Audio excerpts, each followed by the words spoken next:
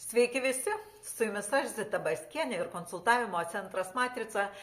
Ir šiandieną šiek tiek apie tai, kaip ta matrica arba tai, kaip tas skaitmeninis pradas nuskaito mūsų kalbėjimą netiesioginį. Kodėl netiesioginį? Todėl, kad matricai mūsų kalbėjimas tai yra mūsų veiksmas. Todėl realybės formavimas, kaip jau žinot ir aš visur apie tai kalbu, tai yra 3 dedamosios: mintis, žodis, veiksmas.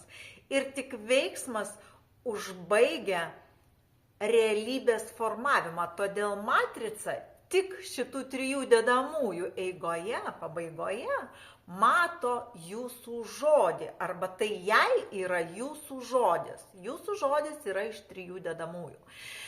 Ir mes dažnai konsultacijose kalbam darbas, šeima, aišku, pagrindiniai dalykai kiekvienam žmogui. Ir mes kartais norim kažką pakeisti savo gyvenime, bet neinam iš vieno darbo į kitą. Ir žmogus tada sako, bet aš jau tokio nenoriu, nes čia buvo taip ir taip ir taip. Gali būti kaip nori vienam darbe ir gali būti visai kitaip kitam darbe, jeigu mes iš to, ką darom šiandien, padarysim išvadas ir tuo pačiu žengsim žingsnį į kitą situaciją. Nes kai jūs dirbat darbe, kuris jums nepatinka, matrica mato, kad jis jums patinka, nes nėra veiksmo, kad jūs norite išeiti. Suprantat? Mes dažnai nesuvokiam to mechanizmo ir tik todėl darom klaidas. Reikėtų jį suprasti, kad kai jūs išeinat iš darbo, matrica supranta, kad jūs norit kito darbo.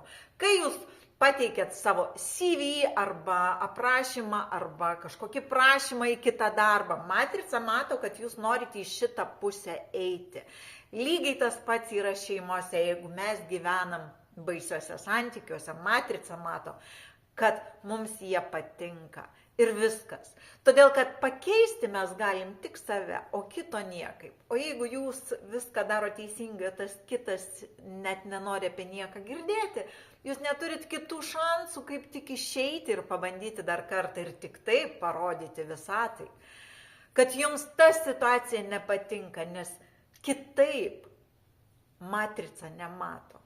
Matrica mato jūsų žodį kaip 3 dedamųjų dalyką. Mintis, žodis, veiksmas. Tai linkiu jums veikti. Vienas iš pagrindinių mechanizmų yra judėjimas, kas būtinas šioje žemėje. Tai ačiū jums.